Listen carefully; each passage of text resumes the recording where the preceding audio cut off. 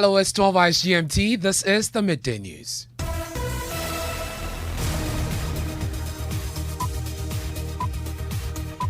news is live on Joy99.7 FM in Accra. We are live in Kumasi on Love 99.5 FM on Facebook. We're streaming live and over 30 affiliates across Ghana's 16 regions, including Radio Wa in Wa, ATL FM in Cape Coast, KTU is in Koforidua, Radio Max in Takrade, Lolonyo FM in Hohoi, A1 Radio and Dreams FM Bolgatanga. Jubilee Radio is also in Ketago, digital on Spotify and Facebook, as well as the MindJoy online app.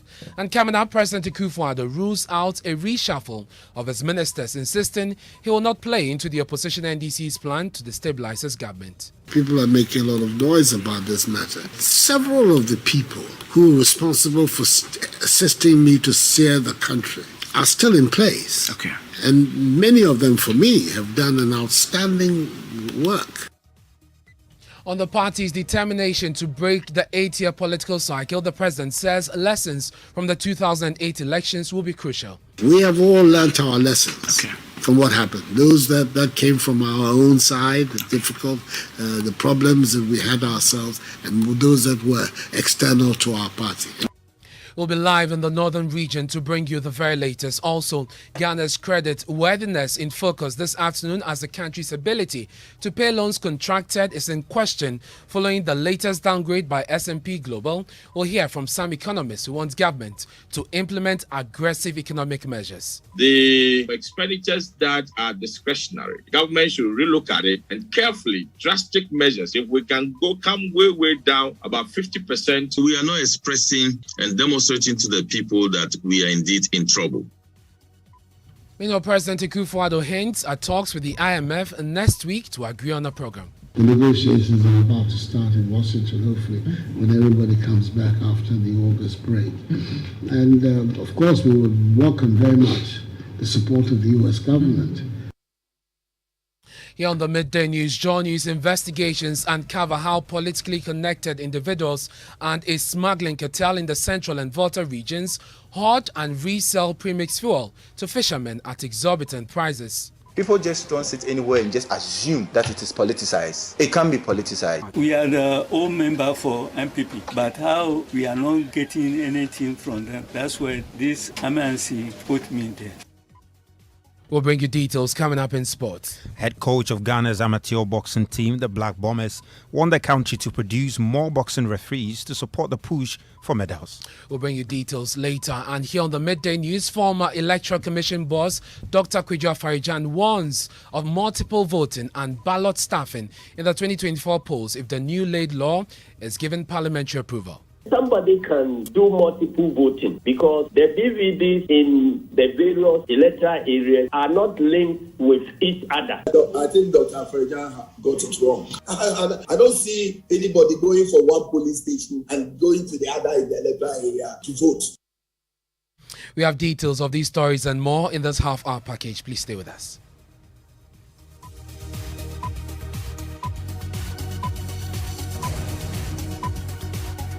Hello again, my name is Ernest. Many thanks for choosing us. This is the home of independent, fearless and credible journalism.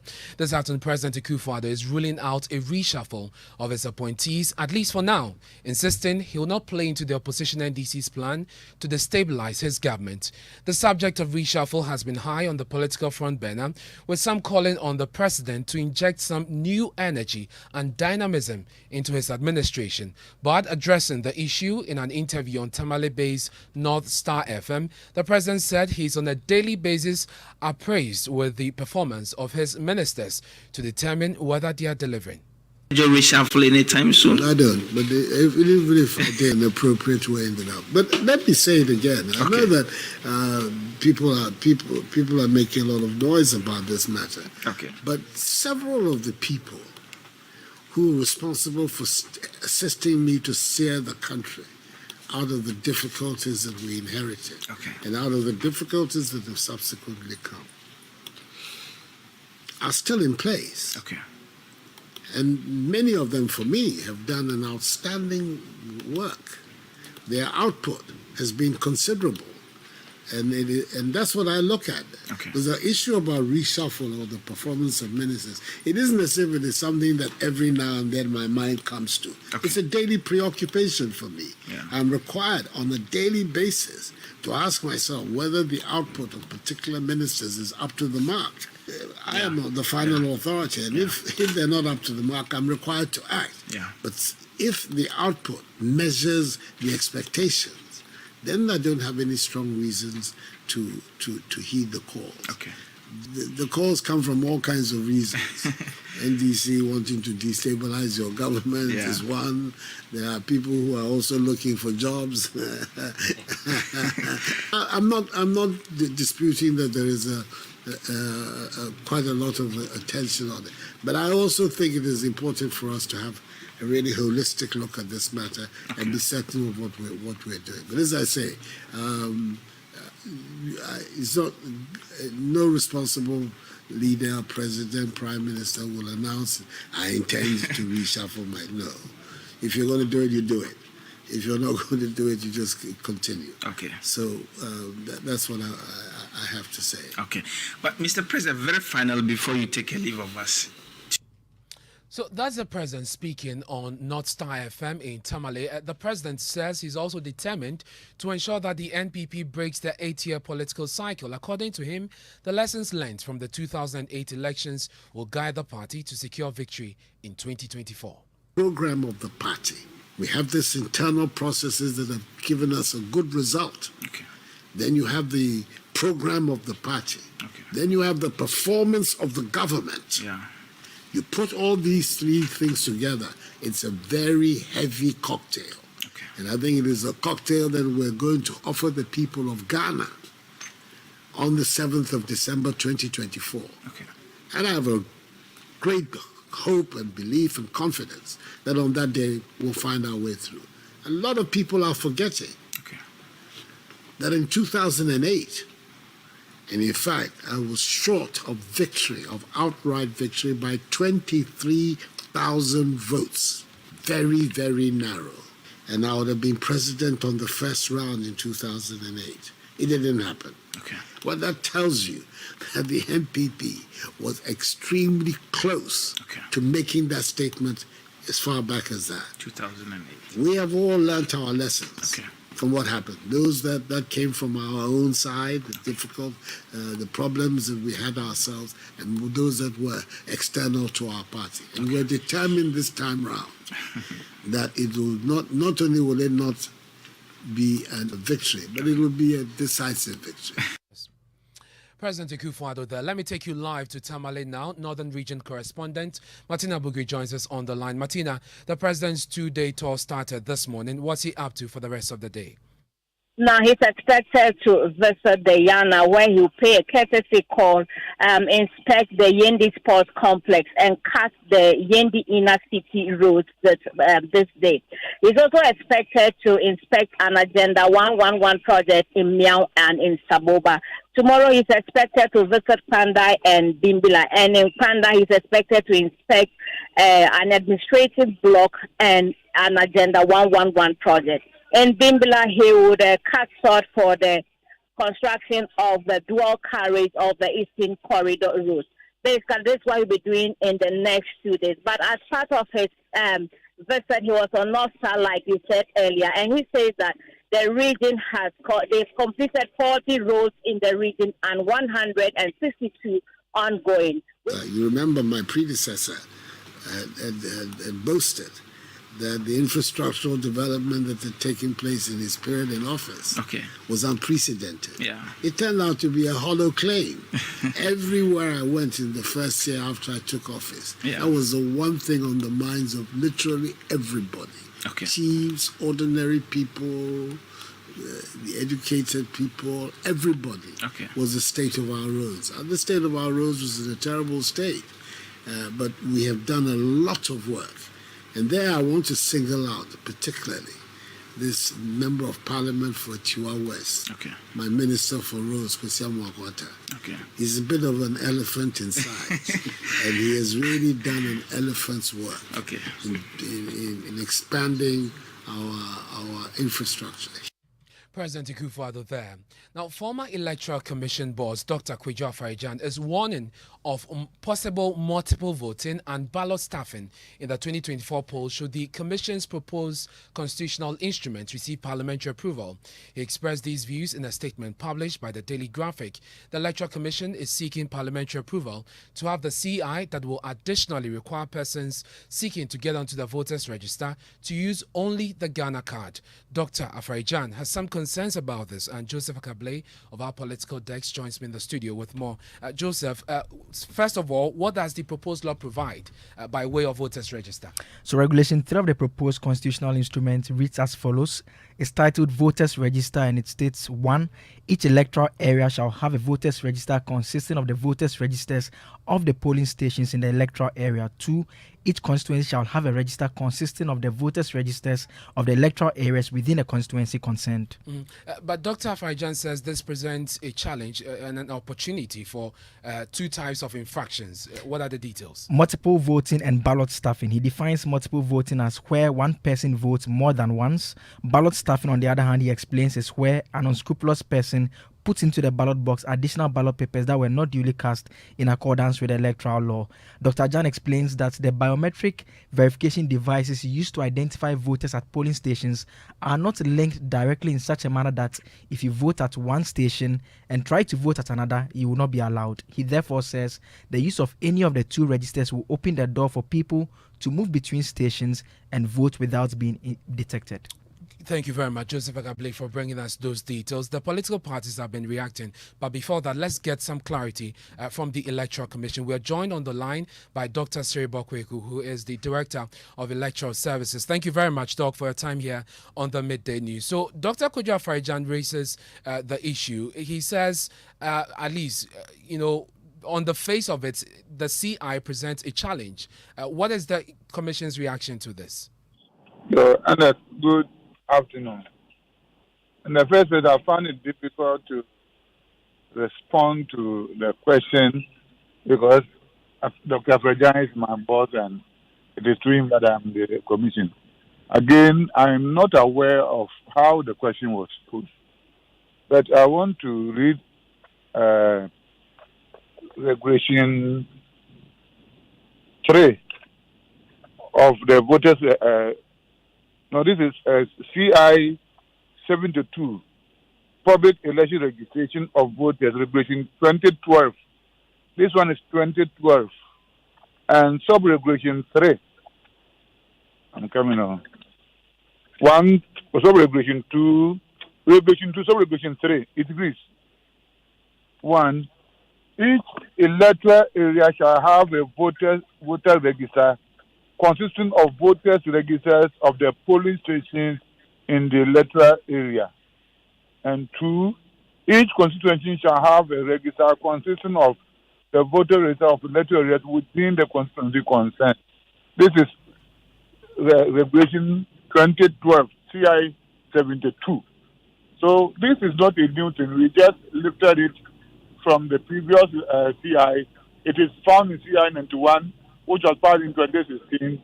It is found in CI 72, which was passed in 2012. So it's not anything new to the new concept. And so you're saying that when it comes to operationalization, you are not going to have a situation where people will be voting twice and it cannot be detected. That's what I'm saying. Let me explain. So it is not new. That's why I wanted to establish that. Then the second point is that if we talk of electoral area register, when you are going to have assembly, this level election, every electoral area has a register.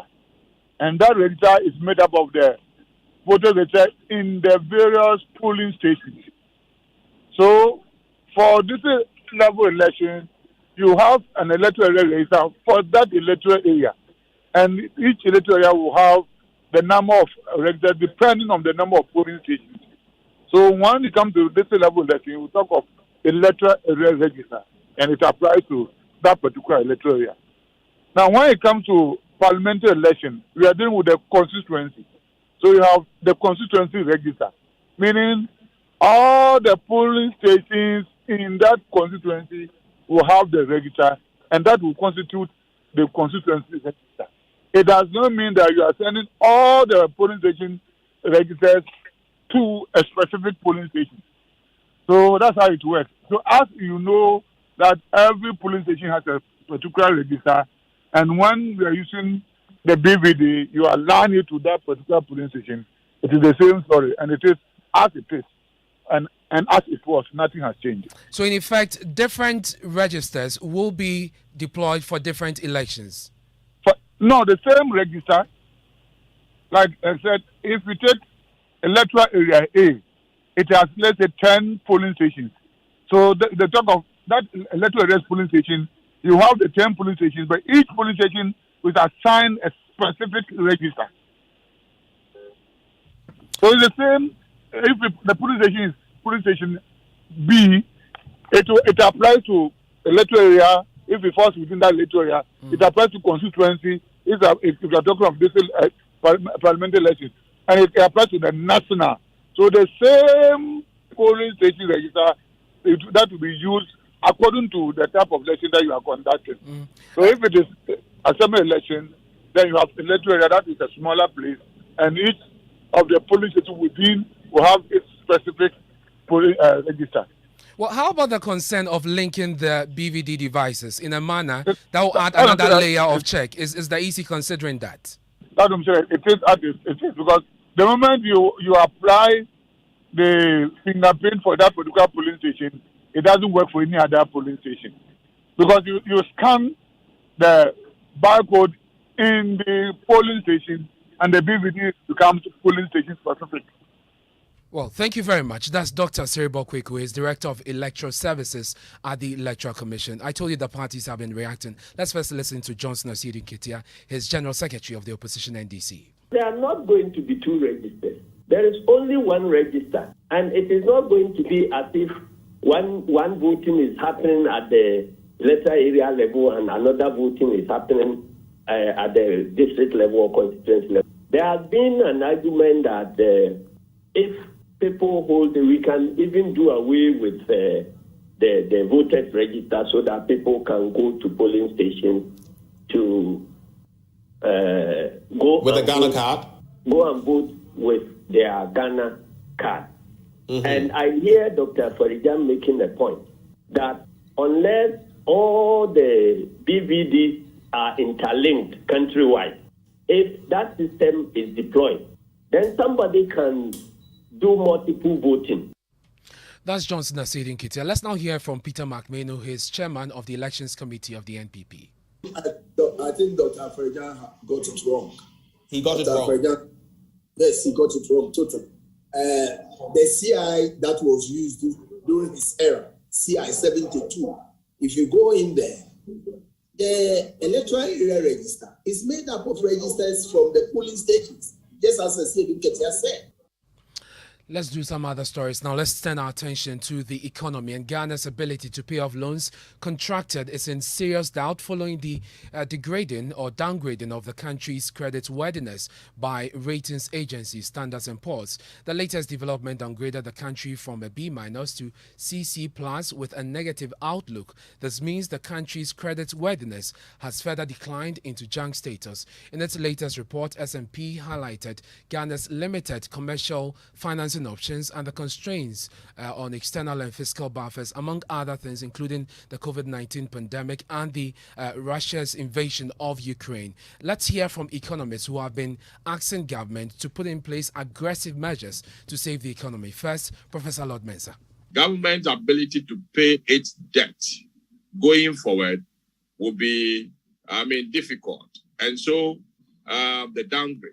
Government has been adopting the lazy man's approach of managing this economy, which I always say that, going to the Eurobond market to borrow has come to replace our export-oriented policies. This triple C downgrade is just telling you that we are just one step away from a default. You heard Professor Lord Mensah, economist with the University of Ghana. Let's hear from Dean of the University of Cape Coast Business School, Professor John Gachi. I think the first thing that the government should do is to demonstrate to all of us that indeed we are in challenging times. The only time that the government seeks to talk about the challenges we have is when they want to comfortably talk extensively about Ukraine-Russian effect on our economy and the COVID. See, if you keep on doing that, you are not assuring the market, you are not assuring those who are interested in your economy. Well, let's now hear from President Akufo-Addo, who has been providing an update on Ghana's talks with the IMF. What I'm saying to the people of Ghana is continue to have confidence that this government that took our economy from one of the lowest growth rates in our modern history when I came into office. It's now to have a fresh approach to the IMF, to talk to see how our balance of payments can be fully supported so that we can return to some sort of stability and normality in our economy. The negotiations are about to start in Washington, hopefully, when everybody comes back after the August break. And apologies for the poor quality of that sound there, but essentially the president says he's optimistic Ghana will reach an agreement with the IMF hopefully by next week. Let's go on to the phone lines now and speak to economist and former finance committee chairman in Parliament, Dr. Mark Isibebwa. Thank you very much, Doc, for your time here on the Midday News. So on Twitter, you did say that our debt situation could degenerate into a bigger economic crisis if help does not come quickly. We know that we are with the IMF. The president is hopeful that we agree on the program soon. In the interim, what can we do? Yes, all I've been saying is we have to quicken the pace to tie down a program with a fund. If you look at our debt situation, we are in a debt. We have a debt crisis. The only solution is for us to restructure our debt. But then, to be able to restructure your debt, you have to have a program with the fund. So to the extent that we haven't reached an agreement with the fund, we cannot restructure our debt. So the earlier we conclude negotiations with the fund, the better. Does the next week assurance look feasible for you, realistic? I can challenge the president if he says by next week we will reach an agreement. But I know most fund staffers are on vacation, so I don't know how this is going to be done by next week.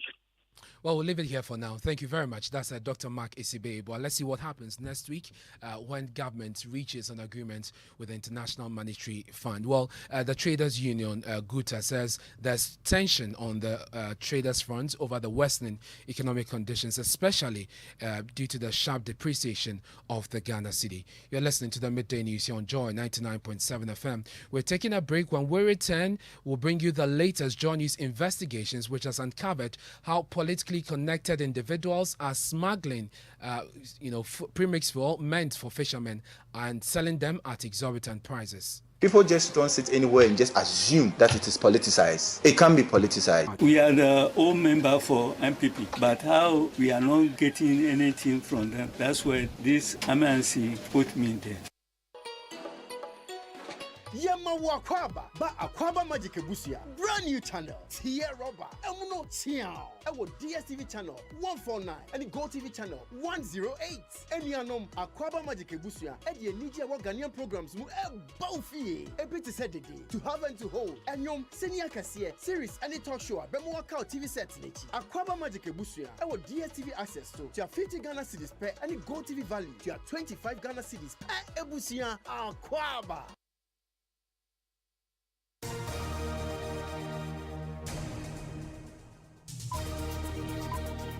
Thanks for staying with us here on the Midday News on Joy 99.7 FM with me, Ernest. Manu. Time now for sports, and Razak is here with the very latest. Hello, Razak. Hello, Ernest. The 2022 Commonwealth Games has been full of drama for Ghana, from near misses as Deborah Akwa won long jump bronze to brutal beatings for the men's and women's hockey teams to a startling bronze from Joe Paul Amwa in 200 meters. But as Gary Al Smith reminds, it is boxing which once again has led the way in terms of laurels. Since Ghana started participation in the Commonwealth Games in 1954, a total of 62 medals have been won across disciplines. Boxing stands tall amongst all others in this regard, accounting for as many as 35 of them. 9 gold, 15 silver, and the rest bronze. That's a staggering 58% of the total. The winners, well, they've included Eddie Blaze and Clement Ike Quarty sterling examples at the 1962 event in Perth, Australia, Kwate, elder brother of Ike Bazooka, by the way, won gold in the light welterweight division, while Blay won in the lightweight. Well, meanwhile, head coach of the national amateur boxing team, Eric Asari, wants Ghana to start focusing on the production of international standard referees to support the country's push for medals. Ghana should build the capacity to be able to have officiating officials all over the place. Now we are doing it, but we are doing it alone. We don't have support inside there. So that's all for sports, and for more sports, head to myjoyonline.com.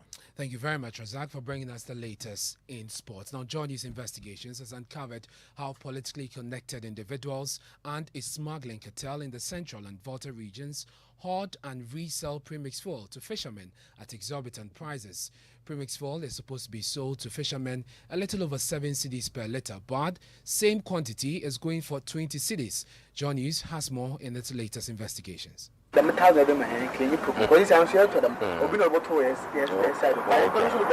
is not the only burden weighing down the fisher folks. It's the politicization of the premix committee and the hijacking of the premix distribution by persons perceived to be affiliated with the governing party. A former member of the premix committee at the Vojat Landing Beach, Moses Inchuga, confirms this claim. And I remember one Mr. is a government appointee, I can say. Sometimes when a fuel come here, he used to come here to monitor. But before he realized, place order that I'm so and so, they will give him 30 yellow containers, sometimes 40.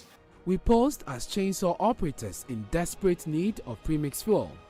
These middlemen buy the premix in barrels. They do not own fishing boats, but get a regular supply of premix fuel. They sold a gallon for 150 Ghana cedis. Under the government subsidized program, a gallon of premix should cost 60 Ghana cedis.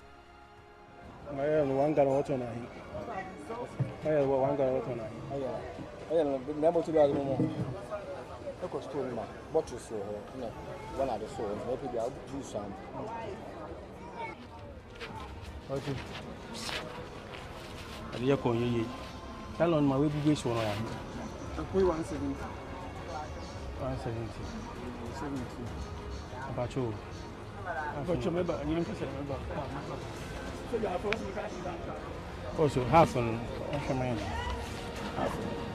half and also half mine. The one is what time? Okay, half.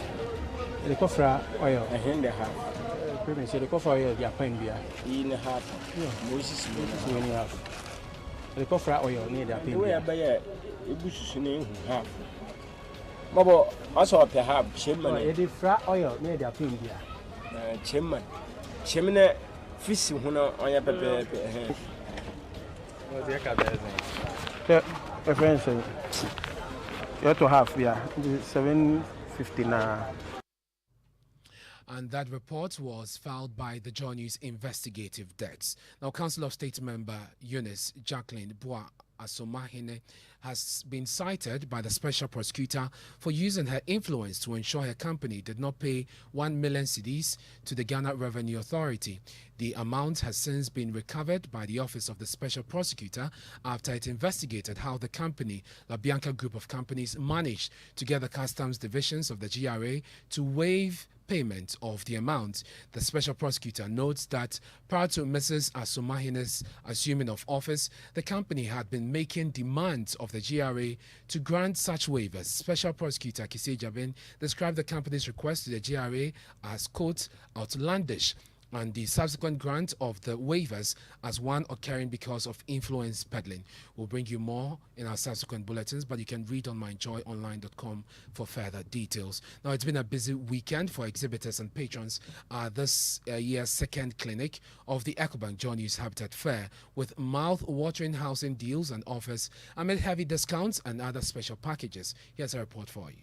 So far, since I've came, I'm happy that I've, connected with some really great businesses. I'm delighted by the products on the exhibition. Patrons of the Joy News EcoBank Habitat Fair excited after combing through the vendors. Unlike ever before, owning a home has been made easy.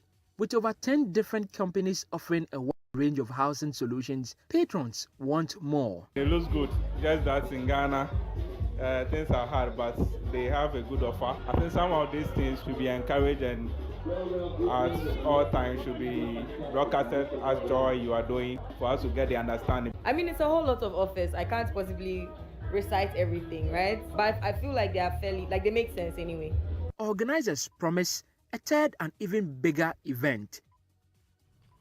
And you should watch out for the third and main fair coming to you later this month, the EcoBank Joy News Habitat Fair, where you live matters. And that's it for the Midday News. You're on Joy 99.7 FM. Our top stories this hour: President Kufuor rules out a reshuffle of his ministers, insisting he will not play into the opposition NDC's plan to destabilize his government. And Joy News Investigations has uncovered how politically connected individuals and a smuggling cartel in the central and Volta regions hoard and resell premix fuel to fishermen at exorbitant prices. We have more stories on myjoyonline.com. I'm Ernest. Up next is Living Word with Dr. Mensa Otabil.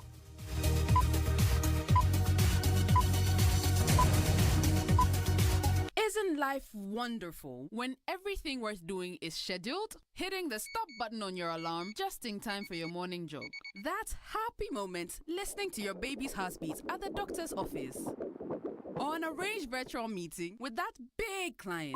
Buy airtime ahead of time with scheduled airtime service on MTN Momo. You can schedule your airtime purchase of any amount daily, weekly, or monthly by dialing *170# option 3 and follow the process. Or simply dial *170*311# for a superb airtime purchase experience. You enjoy 100% bonus airtime anytime you recharge yourself with MTN Momo. Keep on talking with that 100% feeling. So, what are we doing today? MTN.